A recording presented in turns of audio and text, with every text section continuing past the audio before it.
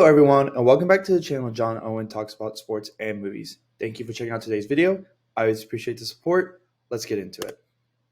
So with the 2022 NFL season kicking off this week, I figured it was a great time to post my prediction video. So today we're going to go over who I think is going to win the Super Bowl, who's going to make the playoffs, who's going to win MVP, Rookie of the Year, and all that other fun prediction stuff. But make sure you guys leave your thoughts down in the comments below. Who do you think is going to win the Super Bowl? What do you think is going to happen this season? Let's get into it. So the first thing I'm going to do is I'm going to go over a tier list of teams and kind of break this down. So my favorites, I think the Bills and the Rams should be the favorites to win the Super Bowl. They're the two betting odd favorites, I'm pretty sure. I know the Bills are number one. I'm going to assume the Rams are up there. The Rams, they came back retooled. They've added more pieces. Allen Robinson, Bobby Wagner. They still got Matt Stafford, Aaron Donald, Jalen Ramsey, Cooper Kupp. Cam Akers is coming back, so you expect him to be consistent. And the Bills, though, I honestly think that they could have given the Rams a run for their money last year if they would have gotten out of that thriller. I think they probably would have beat Cincinnati as well. So those are two favorites. Contenders, if these guys won the Super Bowl, I would not be surprised at all. The Chiefs, you can't count them out. I know they lost Tyreek Hill and Tyrann Mathieu. But you still got the best quarterback and the best coach in the league. You're always going to be in the Super Bowl contention with that combination. The Bengals, they made it to the Super Bowl. I really don't expect them to have any regression. They added to the offensive line Joe Burrow, Jamar Chase, T. Higgins, Tyler Boyd, Joe Mixon. That group is only going to continue to get better. The Bucks, they won the Super Bowl 2 years ago. They've still got the main core. If Julio Jones might pan out, who knows? They lost Gronk, and they've had some injuries along the offensive line, but I think with Tom Brady, you can't really count them out. And then the Chargers, I think perhaps, one of the best rosters in the league. And you've got Justin Herbert, who's a top 5 quarterback, and you've got all types of weapons, and you've continued to rebuild your offensive line and stuff like that. So I really, really think that they I would not be surprised at all if they won the Super Bowl legitimately. Playoff teams, I think the Broncos could definitely sneak into contenders, but I'm just going to have to see how Russell Wilson meshes with all the new receivers and stuff like that. Out of all the playoff teams in this year, I would the most confident in them to be able to get to and or win the Super Bowl. Eagles, Vikings, Colts, Raiders, Ravens, Cardinals, Packers, 49ers, Cowboys. I'm very confident in their ability to make the playoffs. Obviously, there's too many teams in these first 3 tiers for all of them to make the playoffs, but I think they really, all of them have very, very high expectations of making the playoffs and potentially winning a playoff game. And I would not be surprised if any of them made the field. Dark horse, these guys, if everything can go right, I think they could legitimately make the playoffs and make some noise. The Saints, I think the Saints have a very good roster. If Jameis comes back and plays well like he did in the first 4 games, and Michael Thomas can return the form, they've got Chris Olave, Jarvis Landry, they added them. They still got Alvin Kamara. They've always got a pretty solid defense, here recently. So I think they honestly could be a team that could give a lot of teams some fits. The Dolphins, I think with the addition of Tyreek Hill, they've got so many weapons around Tua. They've got a good defense. I think if Tua pans out, I think honestly they could really push for a playoff spot. The AFC is just really deep, so it's kind of hard for me to project them to get in. Same thing with the Titans. I think if Treylon Burks can do a good job of replacing A.J. Brown, and if Robert Woods can come and be a solid number 2, of course, their whole team is contingent on the success and health of Derrick Henry. But if he can come back to form, I think the Titans are very easily able to make the playoffs, and it wouldn't surprise me at all as well. But it's contingent on a few things. Interesting teams. I think the Jaguars, I think they're probably going to win like 7 games. Doug Peterson's a significant upgrade over Urban Meyer. Trevor Lawrence is probably going to continue to develop. You've added Travis Etienne back in from last year. They went out and got Christian Kirk. So I think they've got some pretty actually exciting pieces, and I think they're going to be decent at least. The Steelers, they made the playoffs last year. They're going through a little bit of quarterback controversy. What are you going to start? Mitch? Are you going to start Kenny Pickett? How good is Kenny Pickett? They've definitely got a floor, or they've got a low ceiling with Mitch. I don't know if it's that much higher with Kenny Pickett, but I think they'll be interesting. They've got some really good pieces. TJ Watt, obviously, is also there. The Lions, I think the Lions are going to be really competitive. They were a fun watch last year. Dan Campbell has those guys playing with a lot of heart and stuff like that. Amon St. Brown is on one of my fantasy teams, so I'm going to need him to be really good. The Browns, I think they would be in the playoff or contenders tier if Deshaun Watson was not suspended for 11 games. I think he should have gotten suspended for the whole year, but I digress. But they still got a lot of talent. But I just think the AFC is too deep, and I don't think they can overcome Deshaun Watson not being there. So I'm going to put them in interesting mid. I just think these teams are just going to be okay. I really expect the Patriots to regress. There's just a lot of weird things going on. I don't know about their weapons at all. I think they probably have the worst receiver room in the league. And Mac Jones is not just like a super special talent. So I don't know. I'm really concerned about them. The Jets, I actually don't think are going to be terrible. I think they'll just be okay. And the Commanders, I think they're kind of in the same boat. And they're just bad. The offensive line is just too poor in Chicago for them to be good. I think the Panthers could potentially kind of fall in that interesting tier, but that's contingent on the health of Christian McCaffrey, Baker's play. Those aren't two things I really want to bet on. The Falcons are just going to be bad. I think they're just going to tank for their next quarterback. Really, the only player on their roster, the only two that excite me are Kyle Pitts and AJ Terrell. But I think outside of that, they've just got a really poor roster. The Giants, Seahawks, Texans, they're just going to be bad. I think the Texans and the Seahawks are definitely just going to tank for the next quarterback. I think the Giants are going to see about Daniel Jones, but I don't really have too much belief in him either. So breakout stars, I really think Jalen Hurts and Trey Lance are going to make the leap. The Eagles added AJ Brown, they had Dallas Gobert, they have Devontae Smith. They've got a great running game. The Eagles have a unique scheme that utilizes Jalen Hurts' skill set very well. So I'm really confident that Jalen Hurts is going to take a leap, and you'll see the effects of that leap later in the video. And then Trey Lance, I really do believe in Trey Lance. He's got all the tools in the world. They've got a great system around him. They've retained Deebo Samuel. Brandon Ayuk is still there. They've always got a great running back. George Kittle, obviously. They've got a good O-line. They've got Trent Williams, probably the best offensive lineman in the league. They've got a great scheme. So I really think Trey Lance has an advantage to really blossom into this mega star that the 49ers traded all the picks for, and kind of live up to those expectations in hopes of the 49ers. Rashad Bateman, I think he'll slide into receiver one after Marquise Brown left. He had a solid rookie year, but I think he'll have some improvement.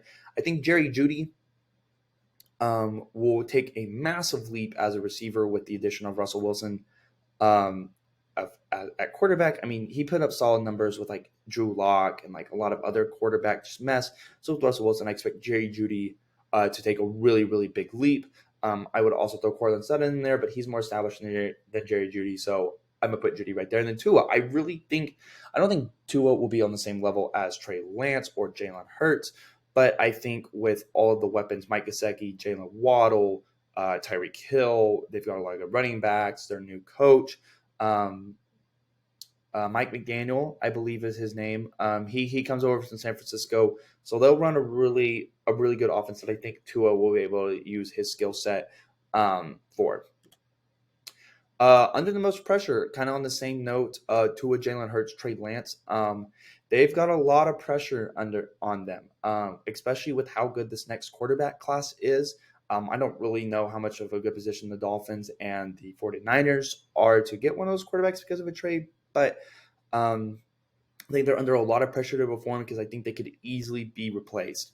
Or in the eyes of their franchises, there's a lot of expectations, and they feel like they've got really good rosters. So I don't think any of their three franchises, who are fairly aggressive, all of them, would be afraid to make the leap or would be afraid to make the jump to a new quarterback.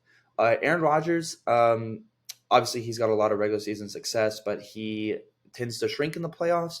You just lost Devontae Adams, so it's kind of really up to him to kind of buck up and really kind of put his abilities to the test. Can he turn this receiver room with a lot of questions into a viable one? I think probably, because he's Aaron Rodgers, one of the best quarterbacks to ever play. But I think he's under a lot of pressure. Russell Wilson, just simply because the Broncos gave up so much to get him. There's always a lot of pressure when you trade for a guy like that. Matthew Stafford was under the same belt last year. He excelled. It worked out for them. I got faith in Russell Wilson to work out. Patrick Mahomes, kind of in the same boat as Aaron Rodgers, losing Tyreek Hill. There's a lot of questions around him. How's he going to do without Tyreek Hill? I have full confidence in Mahomes that he'll be just fine. Best quarterback in the league. He'll be fine.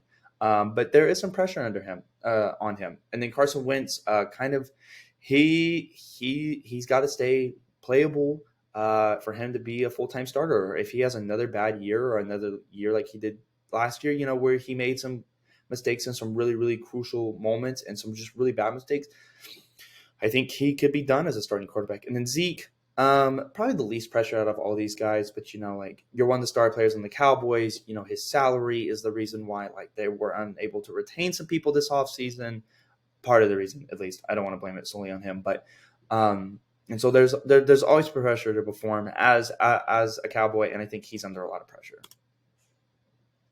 Most impactful rookies, I think Sky Moore, Trey McDuffie, George Karlaftis. I think all those guys are going to be really essential to how the Chiefs function. There's quite a bit of turnover on the Chiefs roster.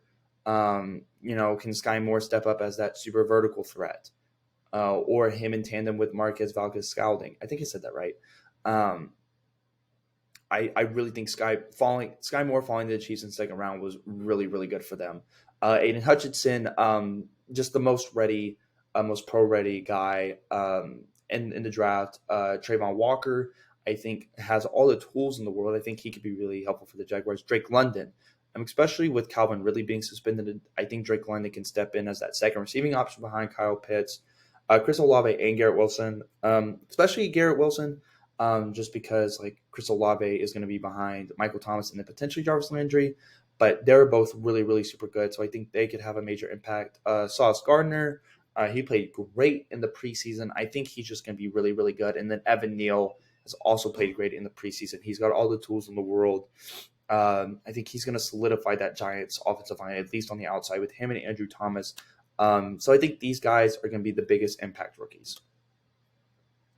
Okay, division winners. So out north, I think it's actually going to be tight. I think all four teams have a lot of talent.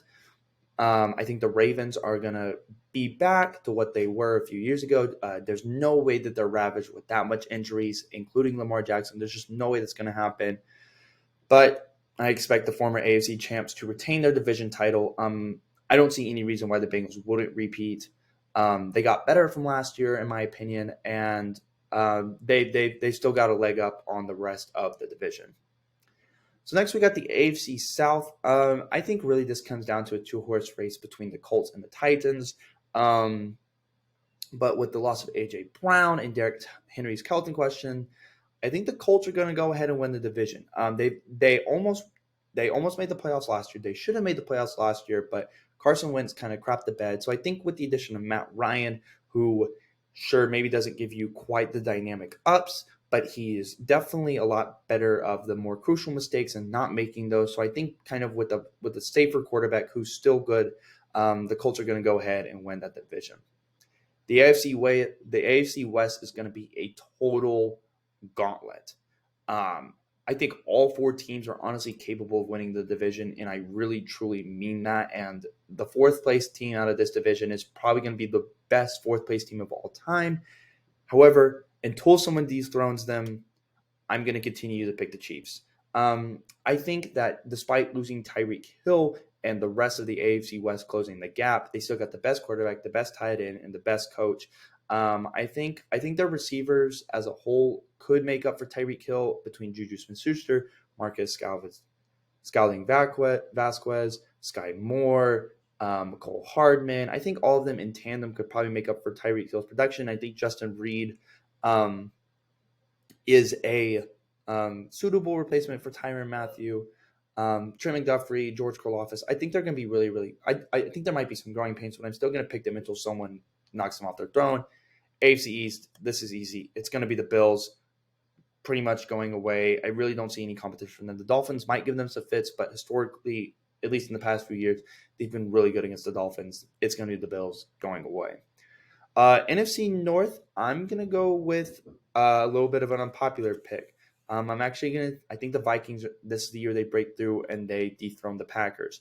I think with the new coach Sean O'Donnell coming over from the Rams, they're gonna run a Sean McVay style offense. I think that's gonna allow them to get the most out of Kirk Cousins and Dalvin Cook, Justin Jefferson, Adam Thielen.